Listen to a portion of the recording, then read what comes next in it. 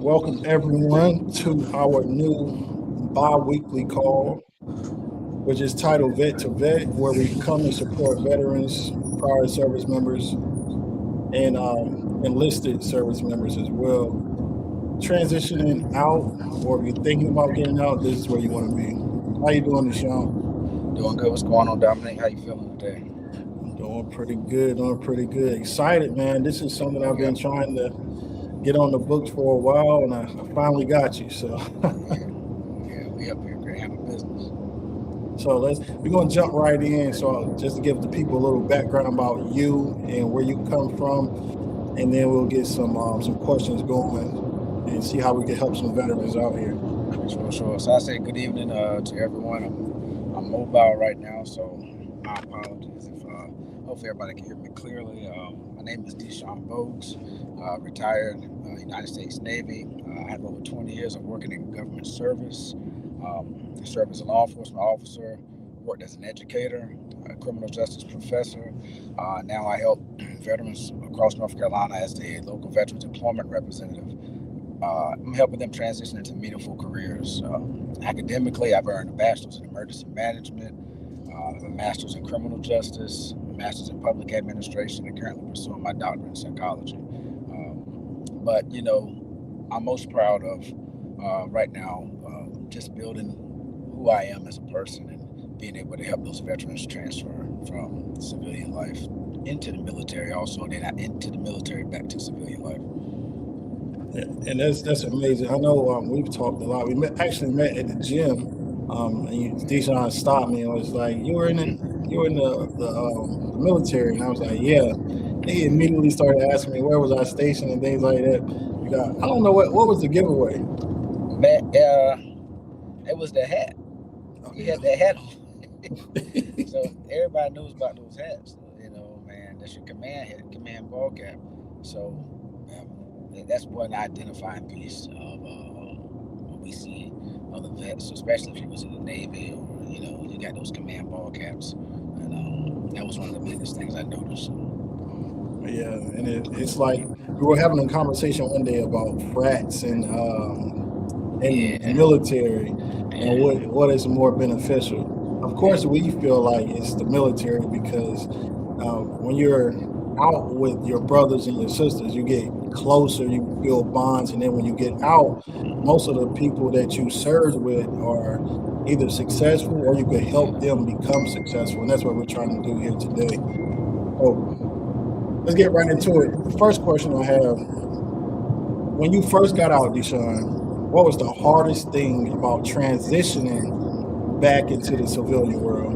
man. The camaraderie, I would say, was the hardest thing for me. That family that we all built as service members in the military is something that's unexplainable. You can't preach it, you can't teach it. It's just something that actually happens. Almost like growing up in your home with your brothers and your sisters. I know one thing I can say is when I was a kid, and mom would work all day long.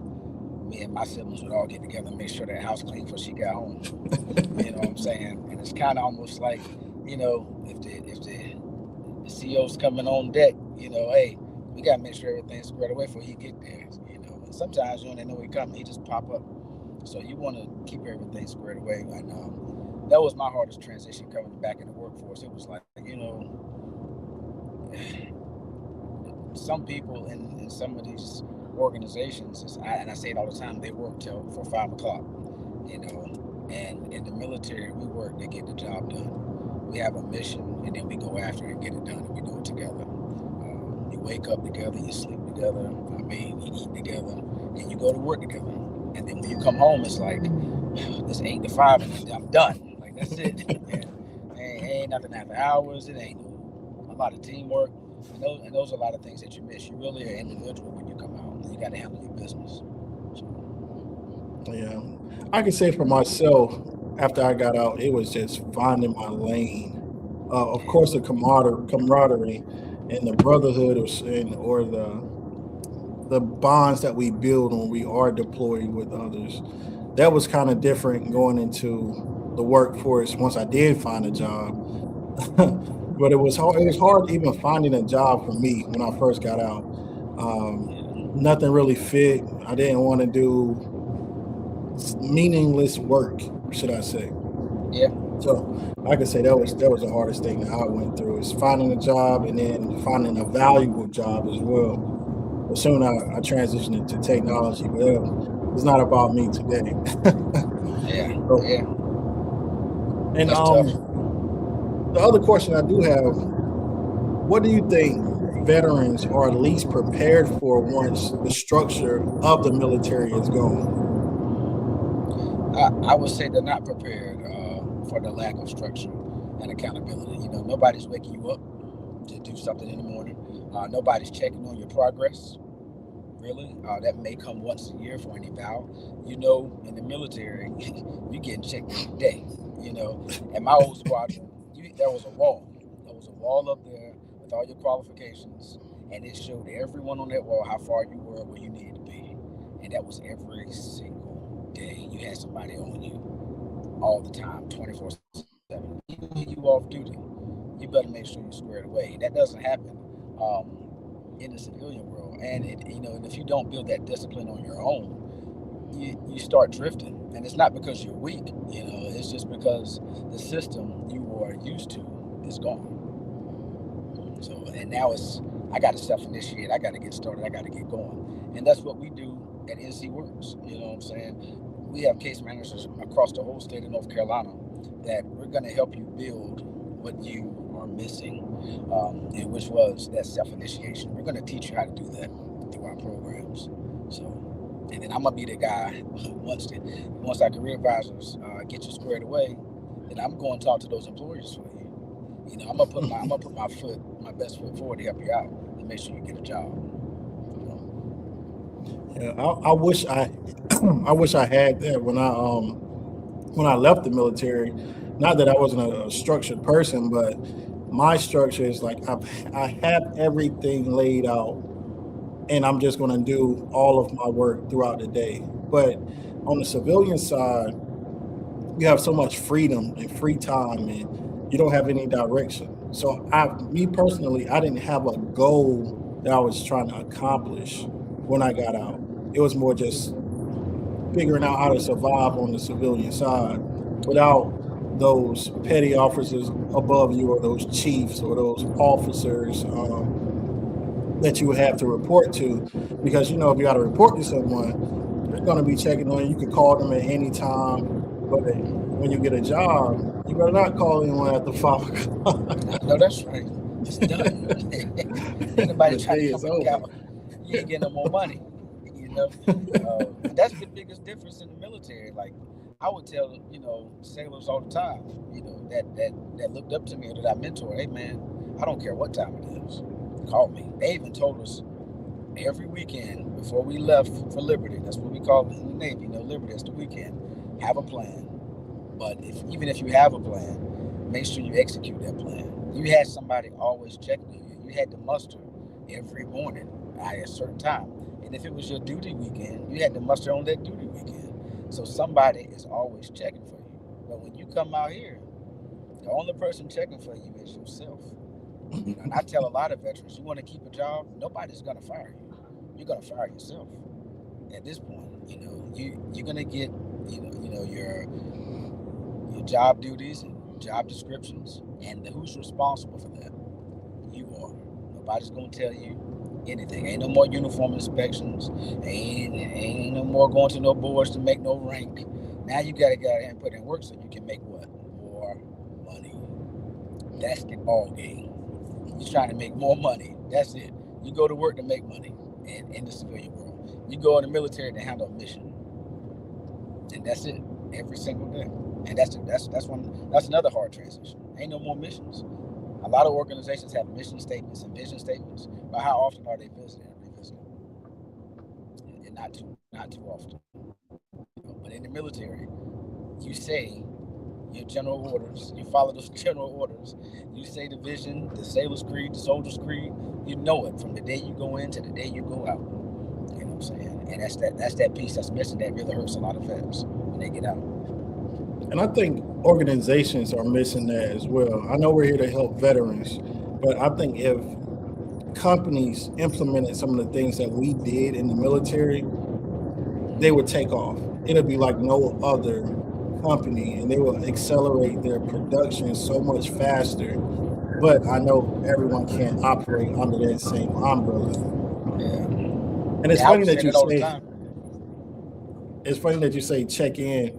I know when we did have Liberty, if you call somebody, like, say you get too drunk on Liberty, and you got to call a chief or um, a petty officer to pick you up, they'll come pick you up and they'll look out for you. But if you were to do that on the outside, I'm guaranteed you will be fired. Fine. You're going home. They get, yeah, it's done. Somebody else is coming to get your job. You know. But the mission is different in the military. What do we need in the military? Bodies. We can't send people home. I can't do the exact number, but I believe only 10% of the nation serve in the entire military. So it's like, man, we need you, but we want to make sure we save you. You go out and get drunk, like you said, we're gonna come get you. I'm glad you called. And we can get you squared away. So when it's Monday morning or whenever you return back to your shift, you can go in and handle business. Yeah. So for veterans watching tonight who feel stuck, what is one thing they should stop doing immediately? I'm gonna go. It starts with a big W, and I have that question asked a lot. Stop waiting. Stop waiting on the perfect opportunity to come. Don't do it. You know what I'm saying? The perfect timing or someone to come save you, it's not happening. That waiting mindset will keep you stuck longer than anything else. Movement creates clarity, not the other way around. You got to get out there, man. You got to go put in application after application after application. Use all available resources. I mean, you got your VA benefits. You got your post 9/11 Montgomery GI bills. You got Chapter 31 VRE. You got in whatever state you live in. The state that you live in has veteran benefits for employment and education. Use those things, please. Any veteran that's listening to me right now, stop waiting. It's not coming to save you. You got to go after it and go get it. That's what I would say. And I know you're talking about putting applications in and stop waiting, but you do also help veterans that would like to start their own businesses as well, right? All day, every day. And we have so many federal grants for first-time business startups, just specifically for veterans. Go out there, talk to your community, the stakeholders in your community, your local officials. There's monies out there for people that have served the country, and that's just on the local level. Then when you start going to the federal level, there's even more money out there. You just have to do the research and find it. And a lot of people lack the ability to do research. And if you can't do that, there's places that will help you understand how to do research. There's tools out there. You just got to open up that toolbox and use some tools. Some people just want, I don't know. A lot of people want things just given to them. And that mindset has to be done. In the military, they give you a mission, they give you orders, and you complete it. They don't really teach you a lot of self-initiation in the military. You just do what you're told. And that's it. And you handle your business, which that's great. That's a great trait to have. But in today's time, in 2026, you have to be able to initiate and start something. And the ability to go out there and get it. You have to do that. All right. And starting is just the first step, like you said. Like if you just get going, it's just like going to the gym in the morning. You might wake up, you don't feel like going, but once you get there, you're there. And game change once you get in the building. The 4 o'clock heroes are tough. But it changes when you get in the building. So I did bring that up, but I want to ask you another question. What is one habit or routine that helped you create stability after service? I built my own structure. I mean, like you just said, early mornings. When I first got out in 2020, I started writing down my goals every morning. I would wake up and I would write down what I needed to do for the day. Now, what was going on in 2020? COVID. We were shut down. There wasn't a lot of opportunities to start a new employment. So I started writing down what I was going to do, how I was going to do it, what it took for me to get I created my own mission, and then I implemented my own vision for myself. That took me a very, very long way. I treated my civilian life like a mission, and once I did that, everything started to align. I was mission oriented for so long. I was a police officer before I was in the military. So everything I've ever done has been mission oriented. So I did those things just to get myself back out, into civilian life.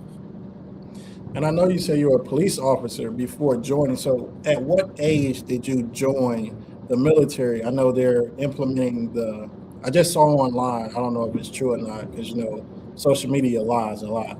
But I saw they're implementing 18 years old. You can be drafted now. And also, the Army has extended their age limit to 42. So, what age were you when you joined? I was 27 when I joined, and I was a police officer at age 20, right at age 21. And when I came in, I was a little older, so I had a little more wisdom, a little more knowledge, and actually I was better in shape than everybody that was in the whole boot camp. I mean, there was people in there couldn't run one lap around Freedom Hall, and I'm sitting there like, what y'all doing, y'all? Y'all 18 years old. I got y'all about almost 10 years. This old man killing y'all. What's up? So, I went in a little older, but hey, I loved it, man. I would do it all over again. It's the best training I think I've ever had in my life. Joining the military. From what I understand, it's changed a lot. Boot camp That's what I now. hear. Yeah, I hear that too. I don't know how it is now, but what I had was good. I mean, I can't. I still remember my chief. His name was Chief Carver. And he probably could have been an NFL head coach. This man, he can motivate a fish to drink water. It's tough. And I haven't talked to him since I left. But if he's up here, he hears me, man. I tell him I appreciate you, man. I appreciate everything you did for me, bro. And I was already disciplined. He still changed my life. That man was tough, man. So, Well, yeah, you do run into some good people. I can't remember my chief in boot camp, but I do remember he was a DC. I do remember that he was a DC. Um, but being in boot camp, it taught me a lot too. I joined at 23. I didn't join at 27, but I still was a late joiner. So that did bring a lot more wisdom. I knew about the world already.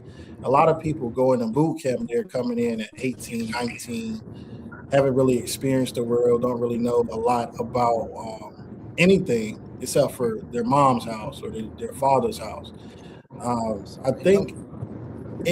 think it helped us with getting through boot camp as well because we already know what we didn't want to go back to. Yeah, I feel like anyway. yeah, it was good, man. Boot camp was good. I tell you, have a boot camp experience in their life. So Now, let me get to some good stuff what everyone else wants to hear. So, what opportunities do you think veterans overlook most? Benefits, networking, mentorship, business, or something else? I would say networking.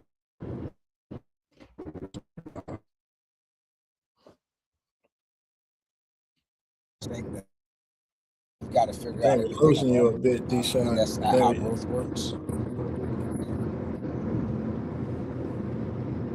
You're breaking up a bit. Hold on. All right, we're back. I think I can hear you now. You know, I would say that you said what opportunities do vets overlook. I would say the networking and the mentorship. A lot of vets think that they've got to, figure out everything by themselves. That's not how growth works. The right room can change your trajectory faster than anything. And I always tell anybody, if you think you're the smartest person in the room, you got to find your another room, and you got to reach your ceiling. And a lot of you know, older vets, they get out, they have that mentality that hey, things are how they're going to be at when they were active. And then reality is, hey, you got to move around. You got to network. You got to change your mindset a little bit out here in the civilian world to be successful. You got This guy did in the military. Yeah, it's good. You squared away.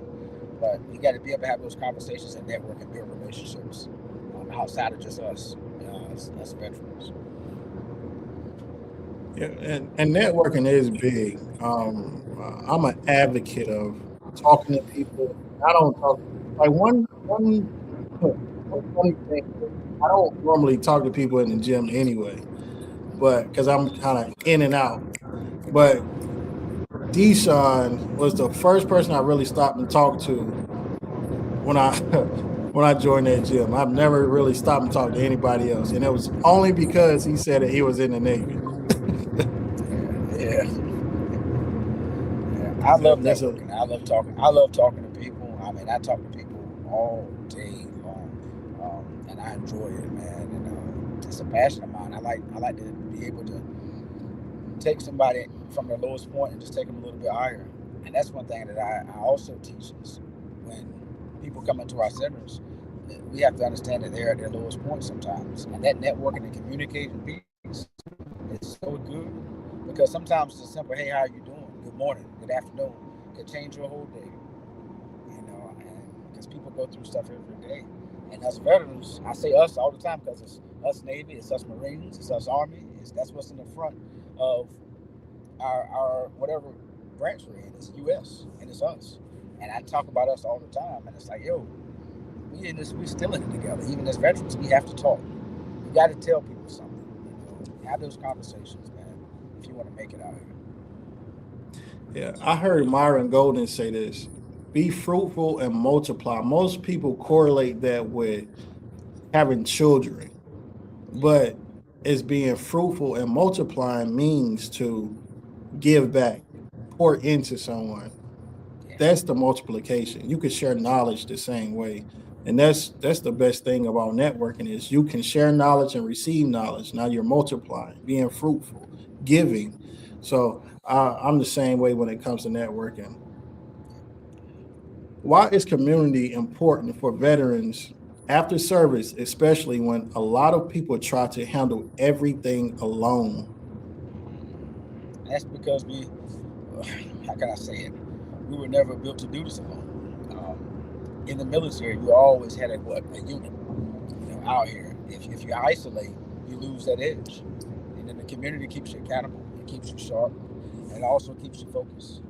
Um, Community is everything. When I was a child, it says it takes what? It takes a village to raise a child. And everybody working together to accomplish one goal is to take that child from where they are to where they're going. I see so many situations and so many, I would say, families where they just leave these kids to hang to dry. They can be 12, 13, 14 years old and they say, well, this is just how they're going to be. But 20 years ago, you didn't see that happen in the communities. I don't care what culture you came from. They made sure that that child at least made it to the age of 18 with some good order and good discipline. But now it's everybody wants to be an individual and that they can figure it out on their own without extending out their hand asking for some help. And that's what we do as veterans. We're so prideful when we get out, man. We're scared to stick our hand out and ask for help. And we got to stop. Like, everybody's not out here to hurt you. We ain't fighting no wars out here in the United States. We're just trying to make some money and live a good life. You know what I'm saying? It's that's a struggle. You got to have community. Yeah, community is important, and we'll get into that a little later in our conversation. What we're building together in the community that we're trying to start with supporting veterans. But what do you lose? What do veterans lose when they isolate instead of staying connected with other veterans and growth-minded people? I would say they lose perspective, man. They lose opportunities, and honestly, they lose time. Time is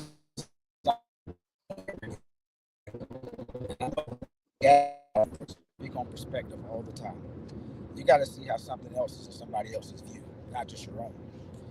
I can go to a job and say, hey, they should have hired me. I done served my country and this, that, and the third. But you don't know what the employer sees when they see you. You know, what does it really look like in the mirror? Not what you say, but how do people view you? When you speak, are you aggressive? Are you passive? Are you assertive? Are you coachable? Can you take criticism? When you're on the job interview, what is your body language like? Is your head down? Is your eyes up? I've heard vets say, yeah, man, I killed that interview, man. I went in there, I knocked it out. And then I go back and talk to the employer, and they say, yeah, his head was down the whole time. He didn't make any eye contact. So you have to be successful in anything that you do. I don't care if it's a relationship, a friendship, a workship. You have to have the ability to understand somebody else's point of view if you want to gain something from them. Because if you're only looking at the lens through your eyes, the only person that's going to grow in the situation is the person that's deep inside of you. And nobody else is going to plant no water for you. Them seeds going to stay stuck in that ground. So you got to really open your eyes and say, man, how do people really view me if I want something from them? That's something the military don't teach. You just get orders. But out here, you are selling yourself to the world. Simple. And you look, I can get a case in point. We can go to Walmart, and if you see a pack of bread that's smushed all up, what are you going to do? You're going to reach around and grab the loaf that looks nice, right? But that pack of bread saying, why they ain't grab me? I taste just like that taste. No, you don't. You smushed all up. You mashed up. You know what I'm saying? So you got to present yourself a certain way. I don't want to go too far offline about presenting yourself, but the way you present yourself is going to be what you get. And that's just it. And while we're on the conversation of presenting yourself, what kind of conversations do veterans need to have or be having more often that they usually avoid? Just like you were saying about the job interviews with the heads down, and that they're not presenting themselves well. So, what conversations do veterans need to have to help support them? They need to have those conversations explaining who they are and the talents that they do have. I talk to a lot of employers, and they want to know more about the strengths versus the weakness. That question is posed, hey, what is your weaknesses and what are your strengths? These employers want to know what you're strong at so you can be an asset. They want to use you where you're strong. So speaking more to the things that you're good at, that's the attitude to have. Speaking more positive things in your life. Get all that negativity out of the way, because it's just going to slow you down. It's going to touch your emotions. You're going to feel drained. You're going to feel weak. And you're not going to focus on the great things that you did yesterday. 20, 25 years of service you gave to the country. Talk more about the things that you do great, and say less about the things that you're not doing so well. That's what a lot of employers want to see. That's what a lot of people want to see. Nobody want to be around negative Nancy all the time. It ain't a good feeling. You want to have some positivity in your life, but a lot of us, we have a lot of negative feelings. We've been through a lot of things. Some of us have some very serious disabilities that it's hard for us to wake up in the morning and handle business. So that's what I would say. Speak more light instead of darkness. Yeah, I was just having that same conversation with my wife earlier about negative people draining you. So if you're around someone that's always negative, that is going to be pushed on you, and you're going to start thinking that way. But if you're around a bunch of positive people, then you're going to start thinking positively about your outlook on things.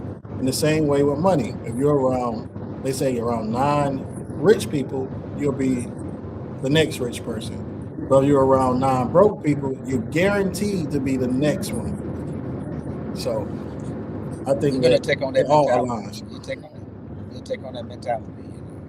My pops always told me, you are the company that you keep. So if the company that you keep is leaving some bad stuff around, you might need to go somewhere else. Especially if you're not gaining nothing. So you're right. I agree with everything you just said. 110%. And the Navy always also taught me was perception is everything. And I don't care if you didn't do it. If you look like you did it, you did it. And I challenge that on 2 different stages, man. Like I always say, perception is not reality, but perception is also reality. Just because something looks a certain way, it doesn't mean that it is that way. But on the flip side, if you're really trying to, like I say, promote yourself on people, then you have to present yourself a certain way for what they see. No matter how you feel on the inside, you really got to show people what is needed, what is wanted. Exactly. Love that. If veterans join a community like ours, what should they be looking to gain from being in the room consistently? Success. You look for success. Uh, look beyond the stars, man. Look beyond. There's no ceiling. Just keep going up. Be innovative. Open up your mind. The opportunity for growth is everywhere. We in the era of information right now, and just grab it. AI is jumping. Um, there's so many ways that you can make money now.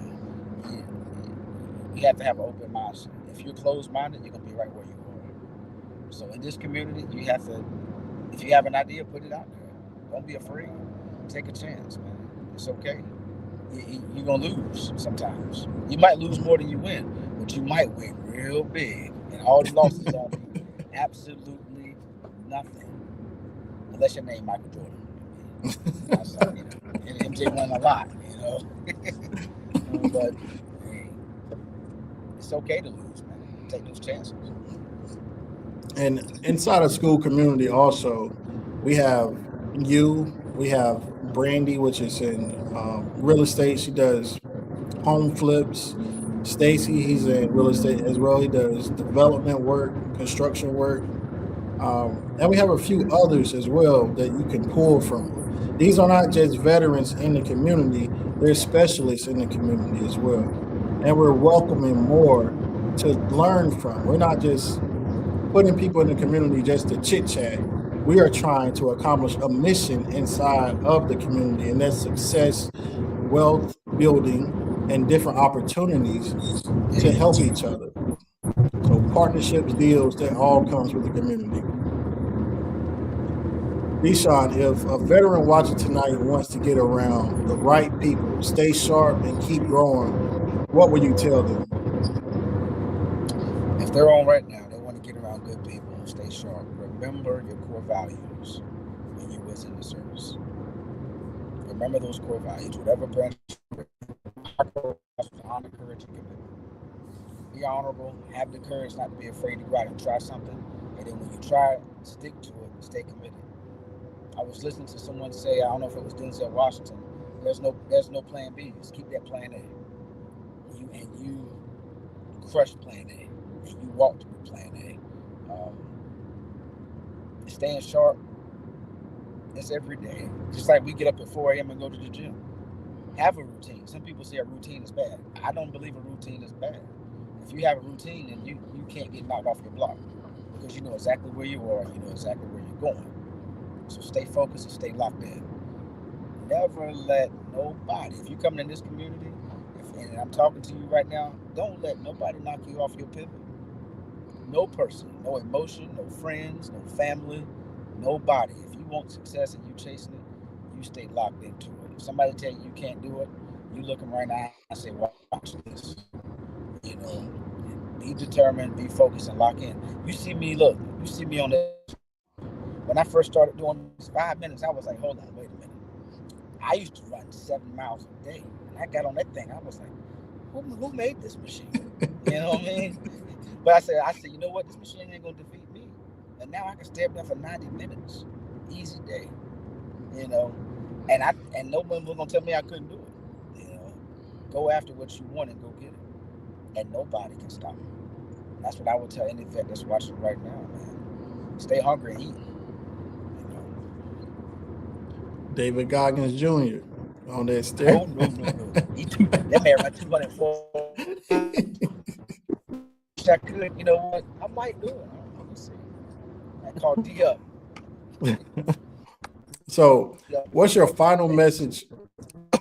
What's your final message for veterans who knows they are meant for more, but being moving in silence so far?